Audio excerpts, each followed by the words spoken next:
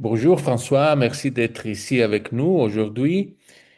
Aujourd'hui, nous allons parler de ton livre qui est Nous sommes la voix de la conscience, qui nous allons traduire maintenant en français et il va être la publication en septembre. Et aussi, il va être différentes conférences en Europe. Il va être une conférence à Liège dans le mois d'octobre et aussi une conférence à Genève. Et merci d'être là, François. Merci de m'inviter et merci beaucoup pour soutenir la publication de ce livre en français. Alors, je commence tout de suite avec les questions, que nous allons directement sur le point. Alors, Mhm. ça, c'est des questions aussi que nous avons demandé un peu à notre communauté. Et nous avons Mhm. créé ces questions de ces côtés-là pour mieux comprendre ton travail, un peu tout ce qu'il passe disons, dans le monde psychédélique. Alors, la première question, c'est pouvez-vous partager ce qui vous inspirait à écrire ce livre et ce que vous souhaitiez transmettre particulièrement aux francophones? Mm. L'écriture de ce livre a été en fait suggérée par les personnes qui m'entouraient, mes étudiants à la faculté dans laquelle j'enseignais, et des élèves autour de moi qui étaient intéressés à apprendre ce genre de travail d'accompagnement, de préparation, d'intégration de ces expériences psychédéliques. Et donc, les gens étaient intéressés de connaître mes méthodes, comment j'avais un peu tissé ces différents points dont on va parler après. Et donc, ce livre a été inspiré comme ça par des personnes autour de moi et au fur et à mesure de mes interventions dans différents endroits. Il est important pour moi de traduire, de voir ce livre traduit en français, du fait que je suis de France originellement et que voilà, j'ai emmené des personnes au Mexique avec moi, j'ai de France, donc de Suisse, de différents pays francophones. Donc il est important pour moi de disséminer aussi cette connaissance et ces expériences dans le monde francophone, d'où je viens finalement. Merci beaucoup, François. La deuxième question, Mhm. c'est comment avez-vous trouvé l'équilibre entre les traditions indigènes, comme celle de Mazatec, et la psychothérapie moderne dans votre approche? Mhm. Euh, la psychothérapie moderne que j'ai étudiée à la faculté et dans différentes formations, est intéressante dans la mesure où elle est évidemment une étude profonde de notre être personnel, intérieur, relationnel aussi, à travers notre biographie et notre histoire de vie. Si que la psychologie contemporaine, voilà, du monde industriel, on va dire, ne prend pas tellement en cas, moins, enfin plus maintenant, mais pas tout à fait, le monde spirituel, le monde communautaire et aussi le monde naturel autour. Et les traditions indigènes se penchent beaucoup sur le travail psychédélique comme un travail sacré, comme un travail spirituel, comme un travail de reconnexion donc avec le monde du divin, donc, comme chacun l'entend, et aussi un monde social, c'est-à-dire dans quelle mesure ce travail s'implique-t-il dans nos relations, dans nos vies de famille, dans nos vies de collectif. Et donc j'ai trouvé que le, le monde indigène et le monde moderne psychologique avaient besoin l'un de l'autre, on va dire, un peu, de s'informer l'un de l'autre et de se rassembler dans quelque chose de plus holistique, quoi, de plus plein, de plus complet. Voilà. Super. Alors, quels sont, selon Mhm. vous, les trois piliers essentiels de l'intégration psychédélique aujourd'hui? Mhm. Mhm. Je ne sais pas s'il y en a trois, mais enfin, je vais dire les piliers qui me viennent à l'esprit maintenant. La première chose la plus importante qui me vient, c'est de se rappeler de son intention. C'est-à-dire quelle a été l'intention qui nous a habité lors de l'entrée dans cette expérience psychédélique, hein? Qu'est-ce qui nous a amené à cette expérience? Et dans quelle mesure on peut se rappeler de notre intention pour orienter la compréhension du travail qui s'est fait durant l'expérience. Donc, se rappeler l'intention est clé pour comprendre et après intégrer l'expérience. Ensuite, le deuxième pilier, si on peut parler comme ça, c'est vraiment de pouvoir déployer le contenu du voyage avec quelqu'un qui peut entendre, qui peut comprendre, qui peut raisonner, on va dire, avec ce genre d'expérience.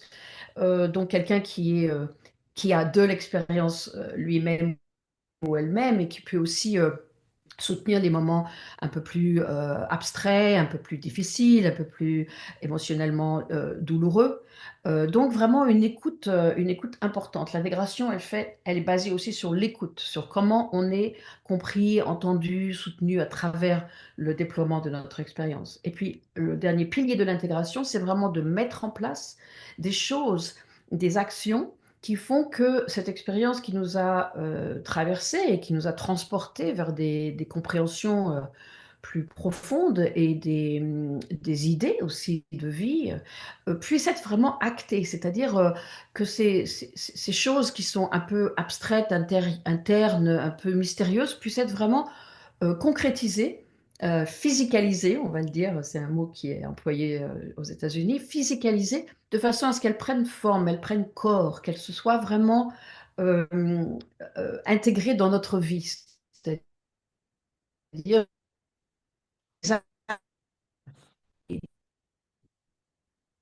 des liens qui sont à travers nos liens sociaux. Donc ça, c'est vraiment important que, il y ait une intention, une bonne écoute et après des actions. Merci François.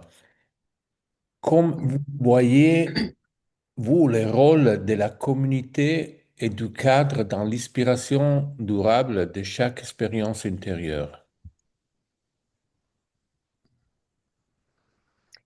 Le cadre est important. Dans les traditions indigènes, le cadre est très, très important. Les gens sont très soutenus.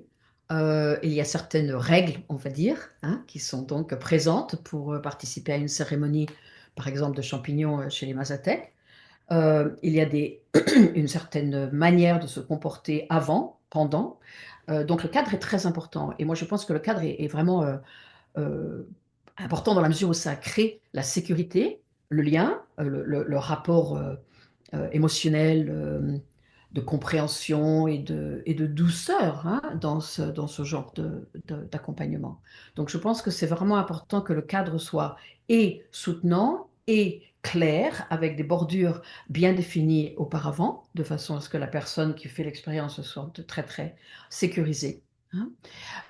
Quant au collectif, c'est intéressant cette question parce que euh, souvent dans notre monde plus contemporain, industriel, enfin voilà, européen peut-être, il y a une certaine école, et même aux États-Unis d'ailleurs, une certaine école pour, comment dire, donner ces expériences psychédéliques à des gens en individuel.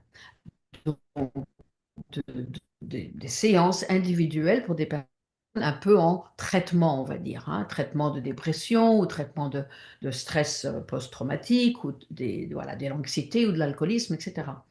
Et en fait, malgré que ça soit qu'il soit très important de pouvoir soutenir quelqu'un à travers des traumatismes qui les ont traversés dans leur vie d'enfant ou d'adulte, de façon à pouvoir vraiment déplier ça et vraiment entendre et vraiment soutenir ce travail très compliqué qui est le travail avec le traumatisme. Le travail individuel peut être un peu isolant aussi, c'est-à-dire un peu isolé et isolant. C'est-à-dire, il est intéressant aussi d'imaginer que dans des cas de collectif, la résonance qui se fait entre les personnes, le soutien, la compréhension, la compassion, l'empathie qui peut être partagée lors de séances en groupe, donc dans le collectif, peut être très bénéfique hein, pour, euh, pour se sentir plus en sécurité, pour se sentir plus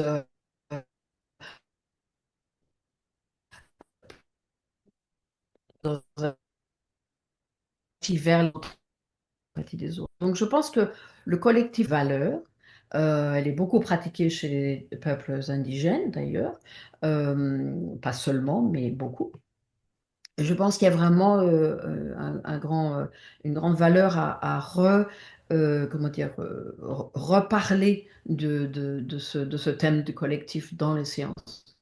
Alors après, le collectif, évidemment, soutient le processus dans l'intégration, dans la mesure où, voilà, si le groupe a fait des expériences ensemble, ils peuvent discuter de leur expérience, continuer à se soutenir. Donc il y a vraiment une solidarité humaine qui se déploie au sein de ce collectif. Et je pense que ça a beaucoup de valeur. Merci François. Maintenant, nous voulons passer sur des questions plus sur ton parcours et ta vision. La première question qui lui vient, c'est Mhm.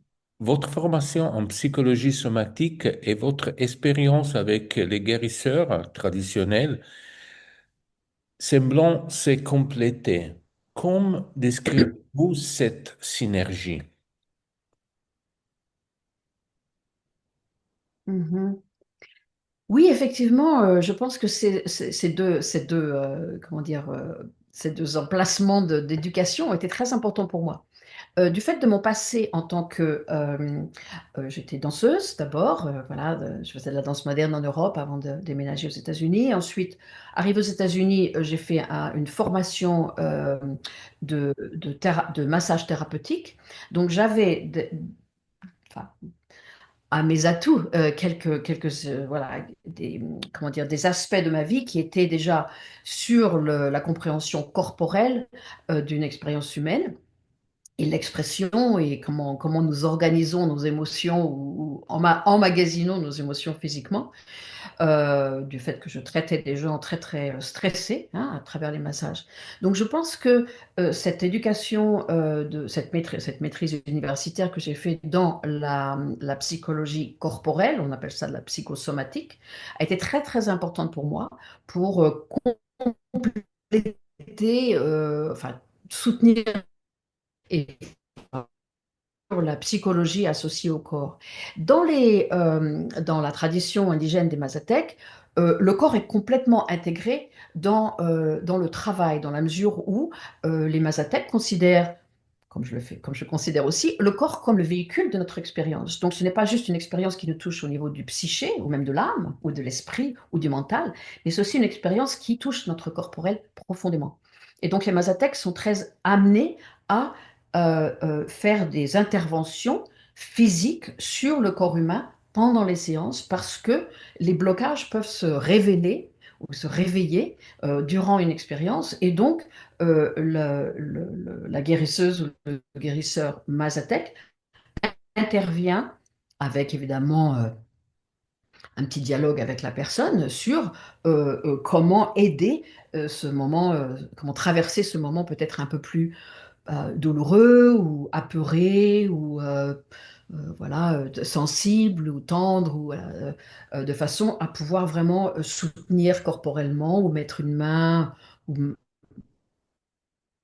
intervention sur ou sur le ventre. Ils ont des technologies, n'est-ce pas, qui sont très intégrées dans leur pratique. Et donc, moi, je pense que ces deux mondes de la psychologie corporelle et du travail Mazatec se rejoignent et se complémentent très bien. Et donc, j'ai beaucoup appris les Mazatec, j'ai beaucoup appris de mon diplôme universitaire de psychosomatique. Et donc, j'ai pu tisser un peu les deux au mieux que j'ai pu et informer mutuellement les deux champs. Très intéressant. En tant en tant que guide des consciences psychédéliques, comment cultivez-vous la sécurité et les profondeurs éthiques dans votre atelier aux sessions?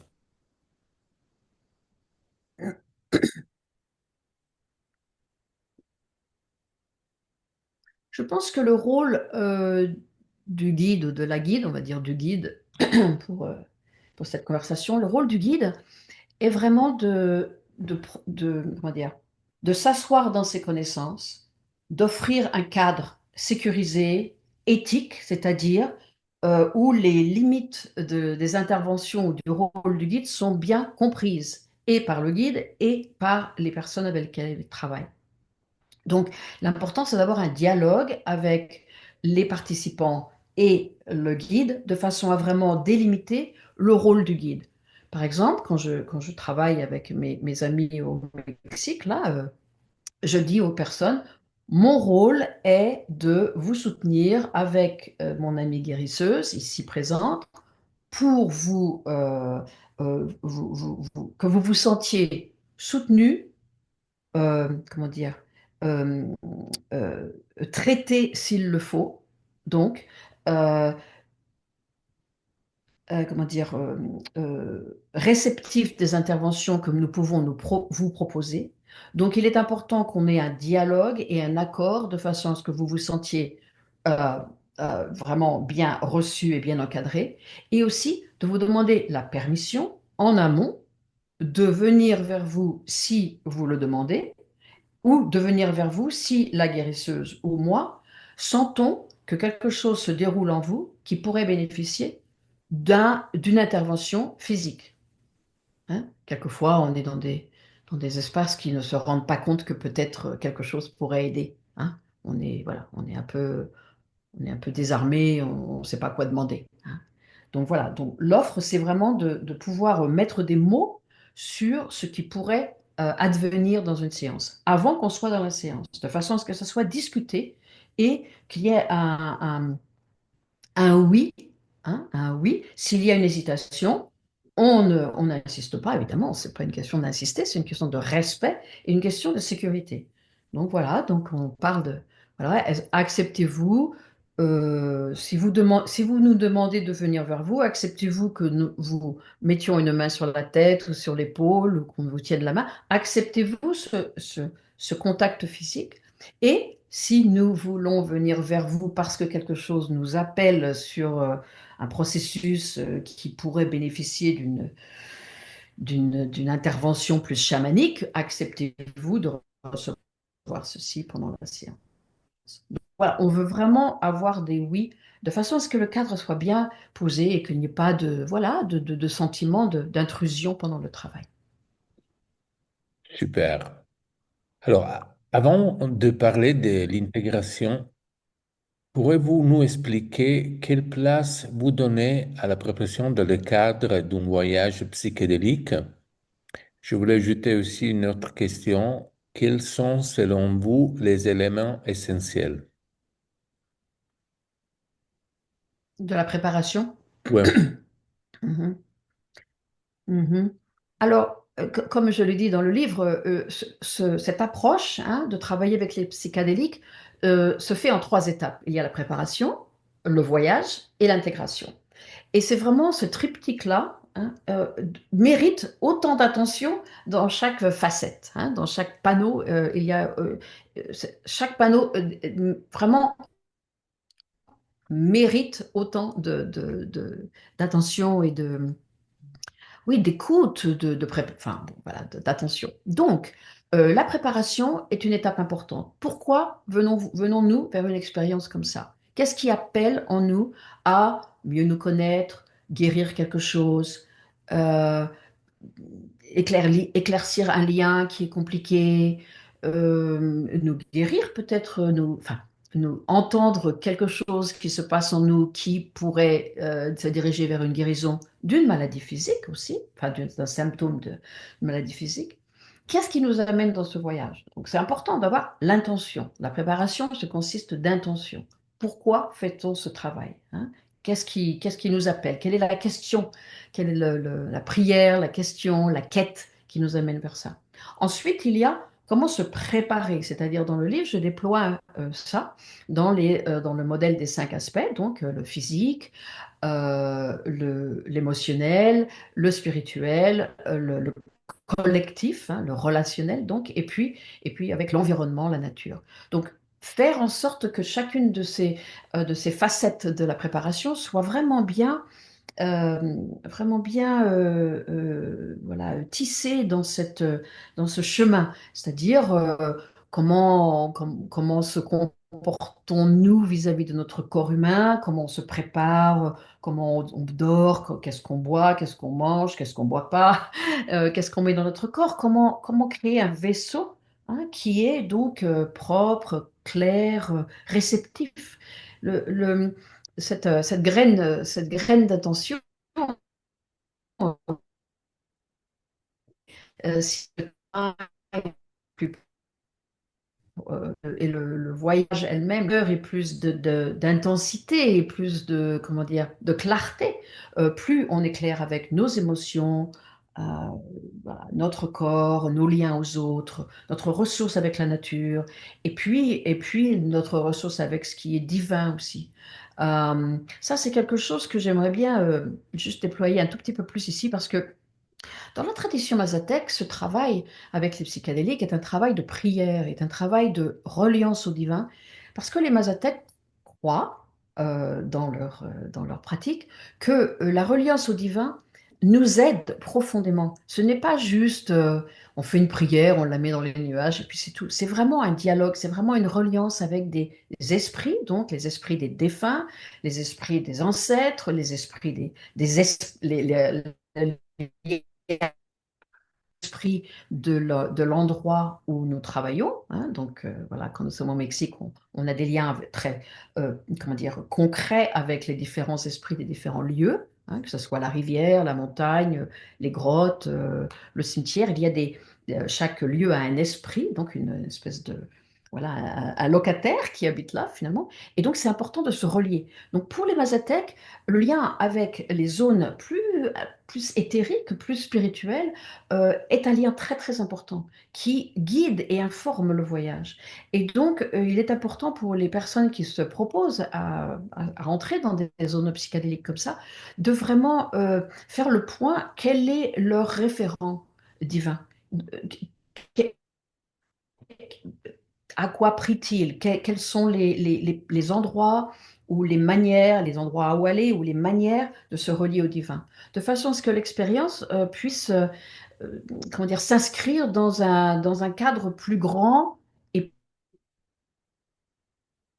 juste notre psychologie personnelle. Donc, je crois que c'est vraiment important, dans le cadre de ces expériences-là, de vraiment avoir une clarté sur ce qui nous habite au niveau du divin, du spirituel, pour nous, pour chacun de nous, à notre propre manière. C'est pas une orientation religieuse nécessairement, mais quelles sont nos pratiques, nos acquis quant à notre vie spirituelle, personnelle. Et une question souvent, à niveau comment dire, de l'intégration. Vous pensez que c'est l'importance de l'intégration dans le moment que le voyage est terminé et le suivre la Mhm. personne, qu'il apprendre des clés pour lui-même? Qu'est-ce que vous pensez sur l'intégration? Comment vous travaillez sur l'intégration avec les personnes? Mhm. Les intégrations se font sur plusieurs facettes ou plusieurs étapes, je voudrais dire plutôt. Le suivi de quelqu'un, pour moi, enfin dans ma vision, se fait sur plusieurs étapes. La première étape, c'est comment la personne se sent-elle après cette expérience? C'est-à-dire quel est le vécu direct, la sensation directe, le sens, comment dire, la la sensation de son être après l'expérience. C'est-à-dire, qu'est-ce qui a changé? Quel est voilà, qu'est-ce qui est présent maintenant? Donc, sans parler encore du voyage, quel est son état d'esprit, état d'être après la séance? Ça peut être le lendemain, 2 jours après, mais j'aime bien soutenir les personnes très très très proches après le voyage. Quelquefois, c'est le lendemain de la cérémonie, on est tous là au Mexique et on est dans un cercle de parole et on partage comment on se sent maintenant. Alors après, la deuxième étape, c'est euh, se rappeler de son intention et dérouler l'intérieur du voyage. Vraiment déployer, déballer ce qui s'est passé pendant le voyage. Mais il est important de connecter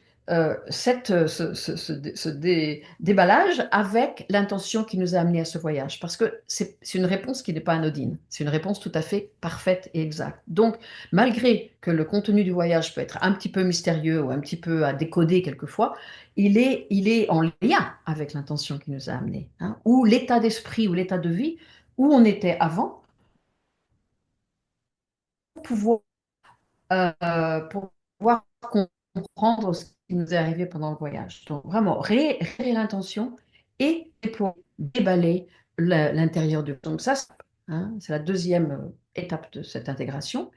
Bon, on fait les liens, on comprend que on a touché cet endroit-là parce que on avait cette intention-là, ou on a eu cette image-là parce que nous avions une situation dans la vie qui était compliquée. Donc cette image nous illumine ou enfin, répond un peu à une question. Bon, tout ça, c'est à faire des liens. Les liens sont importants, hein. Contacter l'avant et le pendant du voyage. Puis après, la troisième étape, c'est vraiment donc de, de soutenir comment ces illuminations, ces idées, ces images, ces sensations, ces sentiments vont pouvoir être actés dans la vie. Donc là, j'appelle ça la création de pratiques d'intégration.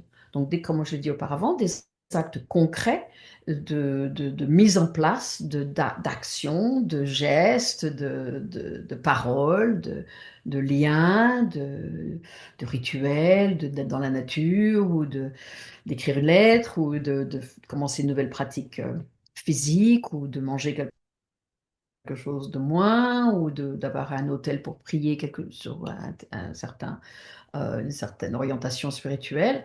Donc ces actions-là vont soutenir, ancrer, donner racine aux, comment dire, aux enseignements qui ont émergé pendant la séance de psychédélique. Alors moi, je peux Donc dire, c'est trois facettes. ouais. Trois facettes. Comment se sent-on? Quel est le lien de déballage avec l'intention et les pratiques après coup? Alors moi, je peux dire, je suis très très content de votre réponse sur ça parce que moi, je crois beaucoup sur l'intégration et ça, c'est la chose aujourd'hui quand nous regardons un peu le monde psychédélique, de cette facette de faire les choses un peu simplement, sans Mhm. penser que l'intégration, c'est quelque chose de très important après. C'est très très intéressant, les lieux spirituels avec aussi lieux sur l'intégration. Merci François. Maintenant, nous allons toucher un peu l'argumentation sur des questions. Si je peux, Oui, s'il vous plaît. oui, je voulais juste rajouter juste un tout petit mot en réponse à votre retour justement sur l'importance de l'intégration et pourquoi c'est vraiment important. Parce que chez les Mazatèques, en fait, et chez moi aussi, il y a une question de respect. C'est-à-dire, quel est le respect que nous, que nous portons, que nous donnons vis-à-vis de nous-mêmes, c'est-à-dire de notre quête, de notre douleur aussi, de notre désespoir ou de notre vulnérabilité, fragilité. Comment respectons-nous notre être intérieur? Comment respectons-nous ce cadre incroyable des psychédéliques? Comment respectons-nous la médecine qui nous est donnée, hein? Donc, dans ce cas-là, de la terre, puisque les champignons sont quand même terriens, hein, fondamentalement terriens. Comment respectons-nous tout ça, hein? Une tradition qui a survécu pendant des milliers d'années. Comment respectons-nous ce lien, cette lignée finalement qui nous délivre d'une manière respectueuse? Donc le respect est très très important dans ce thème des psychédéliques, et comment l'intégration est une manière, est une expression de respect vis-à-vis de nous-mêmes et de tout ce travail global. Fantastique. Well, super. Non, vraiment très, très intéressant sur ce point-là. Alors, Mignon, ouais, je devais toucher un peu des questions un peu, pour nous dire, en particulier. Vous savez qu'il y a un peu de controverses qui sont passées. Bon, c'est clairement, c'est beaucoup de temps pour ça. Malheureusement, nous avons touché ça. Bien François, sûr. nous allons entrer sur des questions. Alors, il y a des articles médiatiques sur divers, sous Maps, divers journaux, mentionnant des allégations d'abus de pouvoir ou de frontières éthiques dans votre communauté et de retraite de votre nom comme fondatrice de CCM. Comment souhaitiez-vous les aborder aujourd'hui? Mhm. Oui, Roberto, je pense que c'est important qu'on mette des mots là-dessus. et bien évidemment, dans une conférence comme ça, je ne vais pas commencer à déployer ma vie personnelle, hein, de ce que ces allégations ont pu créer chez moi et dans ma communauté et dans mon ressenti intérieur. C'était une relation, des relations, des liens, on va dire, complexes, donc avec des clients. Dont cette personne qui a publié ce blog au départ, ce sont voilà, des relation professionnelle qui ne m'est pas, comment dire, aisée de pouvoir déployer ici. Je regrette cette dynamique-là. J'aurais préféré avoir un dialogue plus, comment dire, plus en dialogue, plus amical, à résoudre les choses plus amicalement au lieu voilà, de publier ce genre de paroles. Euh, Professionnellement, ça a été difficile pour moi parce que j'ai été donc voilà un peu annulée sur la place publique un peu par rapport à tout ça. Malheureusement, voilà enfin, le monde thérapeutique de ce style de travail est très compliqué. C'est pas une psychothérapie ou une psychologie ou voilà un dialogue thérapeutique normal parce que le lien qui se fait avec les personnes, l'espace qui s'ouvre chez le participant et chez l'accompagnant. On peut parler de transférence, transfert ou contre-transfert, mais aussi la présence de la personne qui guide et la présence du participant se trouve dans un autre, comment dire, un autre registre de liens, hein. Et donc, euh, tout le monde est beaucoup plus dévoilé, beaucoup plus, comment dire, pas fragile, mais beaucoup plus dévoilé, beaucoup plus sensible et beaucoup plus fragilisé, donc on peut dire.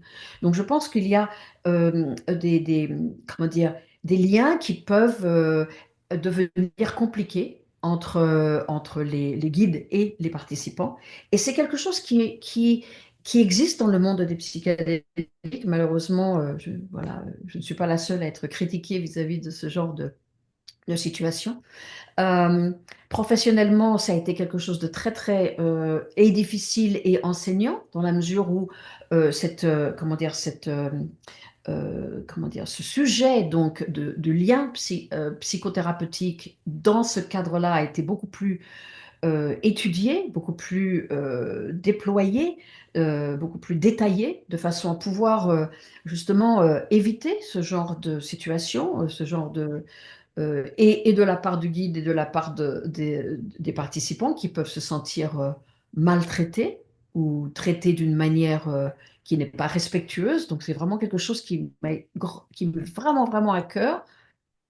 Euh, de traiter, voilà, de parler, d'enseigner, de ne pas, de pas mettre le sujet sous le tapis, comme on dit aux États-Unis, mais vraiment de faire face à ça d'une manière, d'en tirer quelque chose d'enseignant et de plus, comment dire, intelligent pour le champ des études et des traitements psychédéliques pour que ça informe la communauté globale sur comment dire, le lieu ténu de ce lien euh, entre guides et participants. Qu'est-ce qui se passe dans ces espaces-là? Qu'est-ce qui se passe autour de ces espaces-là? Même pas pendant la séance, mais autour de ça. Quelle est la vision du participant vers le guide? Comment le guide s'implique-t-il vers les participants? Dans quelle mesure ou jusqu'à où, enfin, comment euh,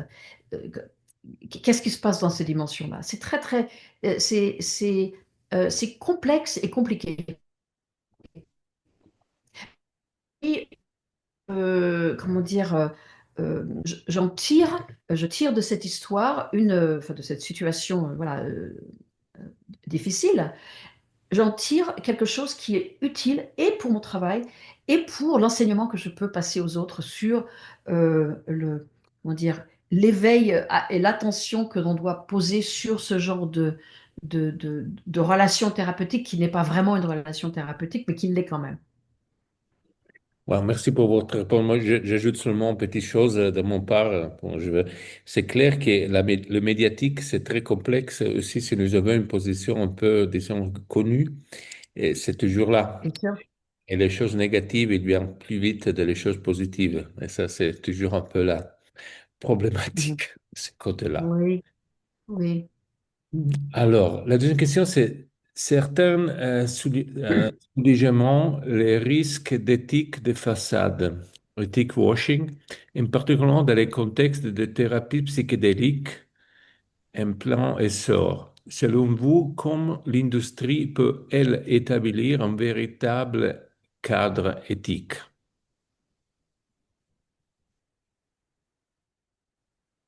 Oui, oui, oui, oui, oui. Ben, justement, enfin, tout ce sujet à mon égard ou à l'égard de ma communauté, enfin, à mon égard, a été instrumental, on va dire. Voilà, si tout ça sert à quelque chose d'utile, heureusement, hein, mais ça a été instrumental à justement parler, reparler, étudier de quel est le cadre éthique autour de ce travail. Comment établissons-nous dans le domaine de la recherche, dans le domaine de traitement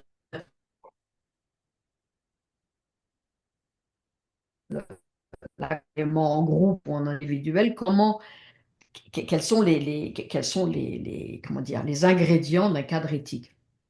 Alors chaque guide a ses propres paroles ou ses propres idées, un collectif aussi, un hôpital ou un centre médical ou voilà, des étudiants voilà, ont chacun leur propre idée. Moi, je pense que ce qui est important, c'est alors il y a eu plusieurs, enfin, ce qui est important, c'est d'avoir des guides qui sont vraiment éduqués, formés euh, avec des paroles justement sur comment établir le cadre par rapport à ce que je disais auparavant, par rapport à un dialogue, par rapport à un consentement de contact physique. Peut-être avoir deux thérapeutes dans la pièce aussi, c'est une manière de, comment dire, voilà, de peut-être éliminer certains risques. Il y a certaines pratiques, par exemple chez MAPS, où ils ont fait beaucoup voilà, de pratiques pour leurs études, aussi de filmer hein, le travail qui peut se faire pendant l'expérience, de façon à ce que voilà, il y ait une trace de vidéo sur comment les thérapeutes agissent vis-à-vis de la personne qui a l'expérience. C'est une autre manière. Le cadre éthique doit être posé et en parole, et en action, et en consentement entre le guide et la personne qui voyage. C'est une question d'éducation, c'est une question euh, quels sont aussi... le cadre éthique est beaucoup basé sur quels sont euh, les endroits des guides qui sont un peu flous par rapport aux liens vis-à-vis des autres. Qu'est-ce qui les habite? Est-ce qu'ils ont besoin de contact? Est-ce qu'ils ont envie de sauver d'autres personnes? Est-ce qu'ils ont envie d'être importants dans la vie de quelqu'un d'autre? Ce genre d'ombre, on va dire, parce que nous avons tous des ombres, mais en tant que guide, il est important de vraiment faire le point sur qu'est-ce qui nous habite en tant que guide? Quelles sont nos zones de besoin, d'envie relationnelle qui peuvent jouer euh, jouer des tours à notre propre lien thérapeutique et aussi à la manière dont on est reçu par la personne qui voyage, vraiment reçu dans notre bienveillance hein, et dans notre voilà, comment faire le cas de nous-mêmes? On peut au moins faire ça. Non, on ne peut pas contrôler comment la personne va nous recevoir, malheureusement. On ne peut pas contrôler ce qui va se passer chez la personne qui voyage, dans la mesure où notre présence, notre toucher ou nos paroles peuvent être reçues d'une manière très, comment dire, complexe pour la personne. Ça peut être reçu d'une manière négative et on ne peut pas vraiment contrôler ça. Mais peut être au moins aussi clair qu'on peut avec notre propre, ce qui nous habite en tant que guide, de faire notre travail personnel, faire notre travail et en supervision, et en thérapie personnelle, et en exploration personnelle, de façon à ce que nous soyons aussi limpides que possible quand nous proposons d'accompagner les autres. Super. Alors, une autre question qui vient ici, c'est d'écriture, elle parle d'une confusion entre votre titre de Ah, psychologue et votre formation de psychologue, psychologie somatique, excusez-moi. Pourrez-vous oui. clarifier cela pour notre lecteur, pour les personnes qui n'ont pas cette Oui, question? oui, oui, oui. Oui, enfin, d'abord, je veux présenter mes excuses aussi aux personnes françaises qui se sont senties peut-être, comment dire, insultées ou, je sais pas, enfin, bon, maltraitées vis-à-vis de mes paroles, vis-à-vis de mes diplômes. Toutes mes études ont été faites aux États-Unis. Le langage, peut-être, ne se traduit pas bien. Euh, d'anglais, enfin, les mêmes mots ne se traduisent pas bien. Moi, ma compréhension, c'est qu'en France, être psychologue, c'est un diplôme universitaire. Être psychothérapeute, c'est comment dire, une autre fonction qui désigne comment dire, d'autres diplômes peut-être ou d'autres licences. Après, il y a psychopraticien, je comprends ça de mes amis en France. Donc, il y a différentes paroles en France qui sont différentes des paroles aux États-Unis, hein, on va dire. Donc, moi, mon diplôme universitaire, de psychosomatologue ou de psychologue, donc ma maîtrise en psychologie me donne le titre de psychologue. Mais je ne suis pas psychothérapeute, malgré que je fais de la thérapie en j'ai un diplôme de psychologue, donc je peux donner de la thérapie, mais je ne suis pas nommée psychothérapeute. Enfin, tout ça, ce sont des paroles qui désignent certains, comment dire, certains degrés ou certaines licences, hein, certains, donc, voilà, selon le diplôme ou comment dire, le concours qu'on a fait. Et moi, j'ai un diplôme de psychologue, c'est-à-dire j'ai un diplôme de maîtrise en psychologie de l'université. Donc, par ailleurs, j'ai fait plein de différentes formations de thérapie. euh, euh, je ne peux pas m'appeler psychothérapeute, je peux m'appeler thérapeute en psychologie. Donc, je suis désolée si la terminologie a été un peu mal traduite ou mal comprise ou que voilà, je suis un peu dans différents vocabulaires selon les pays avec ce que ça veut dire pour chacun. Donc, hein, je comprends que ça peut être un peu je ne veux pas assumer une position qui n'est pas la mienne, voilà, par rapport à mes formations. En tout cas,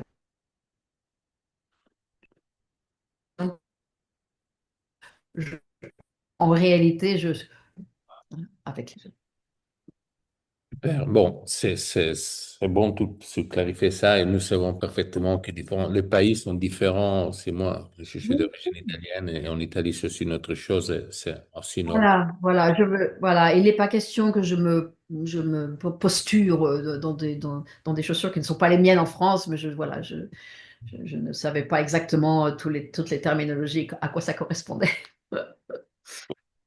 Alors, la dernière question, c'est, alors, qu'avez-vous appris en tant que guide et formatrice de la mise à lumière de ces accusations et comme cela, il a réorienté votre pratique? Oui.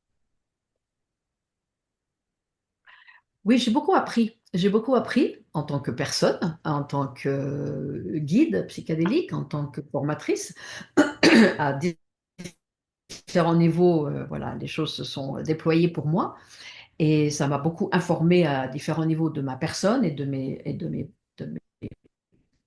mes actions, hein.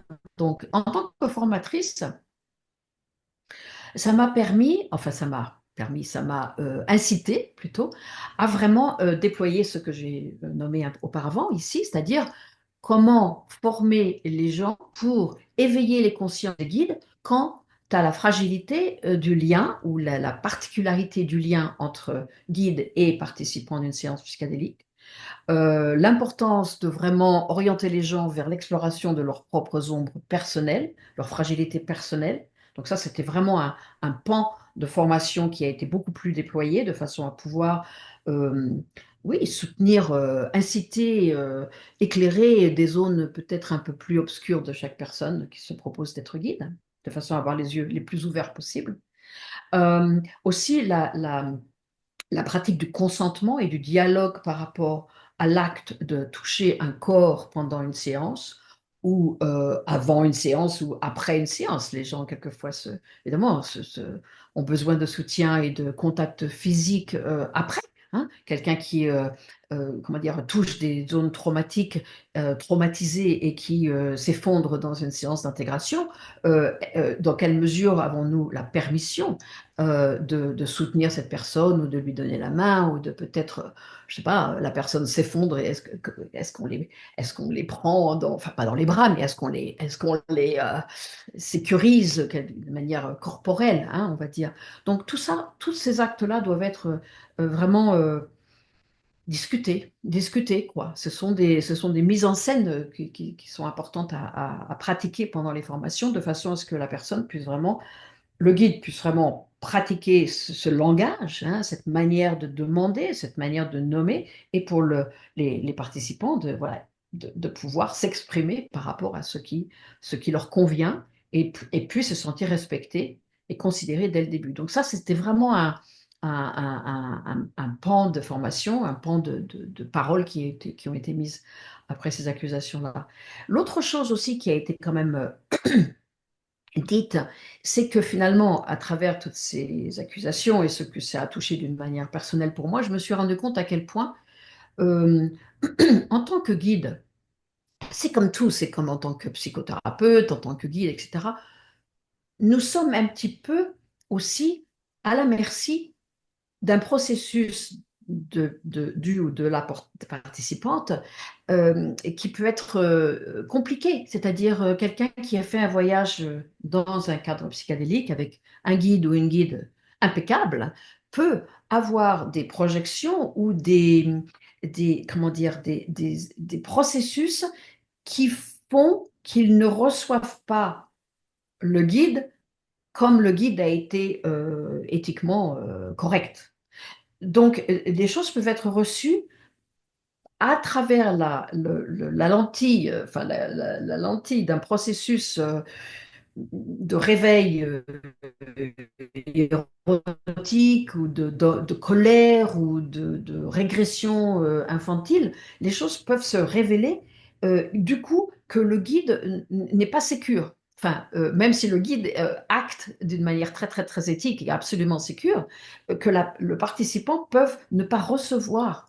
Et donc ça devient compliqué. Donc il est d'autant plus important d'avoir, comment dire, un minimum d'intervention de façon à minimiser les risques d'être mal reçu. Hein.